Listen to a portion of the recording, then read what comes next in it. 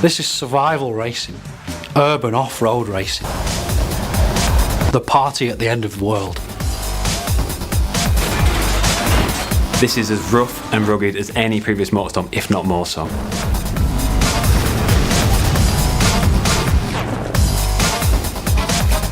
So what we're here to do is put a couple of diaries together that really try and explain the two major modes in Motorstorm Apocalypse.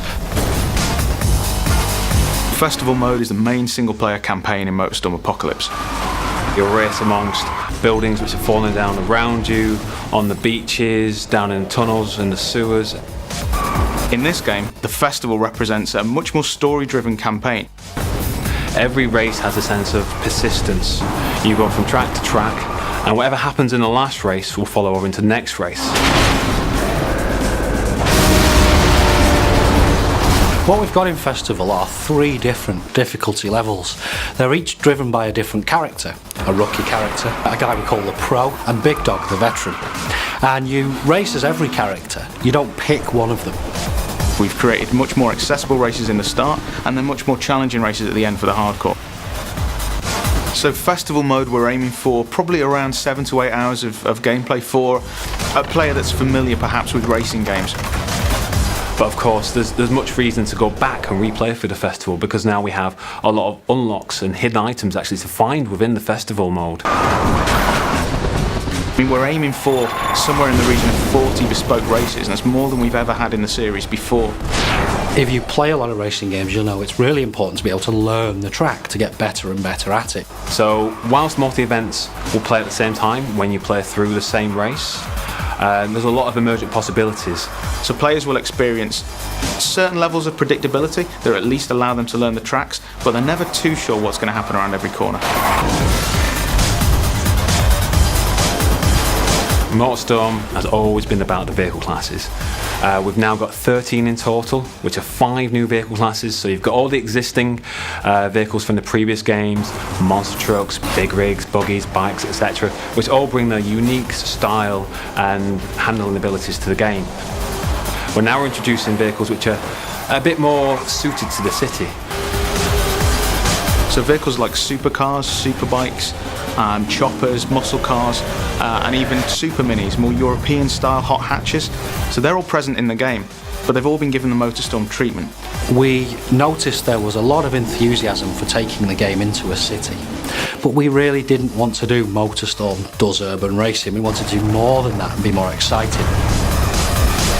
You're driving down the sides of skyscrapers, jumping from rooftop to rooftop, going down into the sewers, onto the train lines.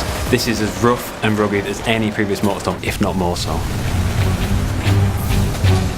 Because we've got all these different vehicle types and different parts of the city that we've created to use, there's a very different feeling between racing, say, a muscle car around the streets of downtown and racing a buggy down through the beaches and the parks. We made a very deliberate choice to give the player, or hand-pick the player, a vehicle for every race within the festival. And the reason being is that we can then tailor the grids, the AI that you're playing against, around that vehicle choice. For example, one of the races may feature the player on the bike, but then every other AI competitor has a big rig, and their objective is to just take you out. So you have to survive this race more than anything else. We've been somewhat famous, I think, in gaming circles for our soundtrack. This time around, we've gone for a completely different approach. We've got one of the world's leading movie composers, Klaus Badelt, who, for example, did the Pirates of the Caribbean soundtrack, and he's created 4 amazing pieces of music. But what we've also done is contacted some top remix artists and DJs. And they're going to give us an entire soundtrack that covers the whole game. And so what this allows us to do is to key back into the series and the soundtrack and the mood that elicits in the previous games, but also do something completely unique. We used to get a lot of emails from people who really wanted nighttime racing. The old mantra was race by day, party by night. The truth of the matter was a little bit more mundane, and that was it was actually quite difficult to develop night races with the technology we had. And what we've decided to do this time around is make sure that it's race and party, day and night. And we're never going to race kind of in the middle of the night, because we found it just isn't particularly enjoyable. It's dark enough so that the headlights have a use, and it really makes the race feel different to how it would play out in the daytime.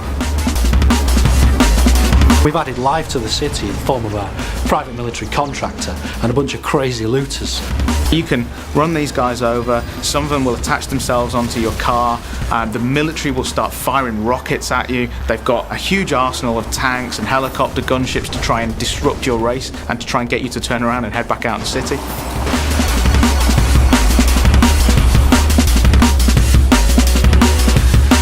When you play the game, it feels different. It feels like no type of off-road racing experience you've had and no type of urban racing experience that you've had before. They kind of come together really nicely to offer a whole fresh take on this type of experience.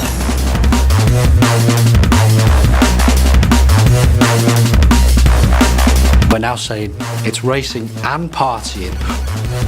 48 hours of insanity before everybody has to get the hell out of the city.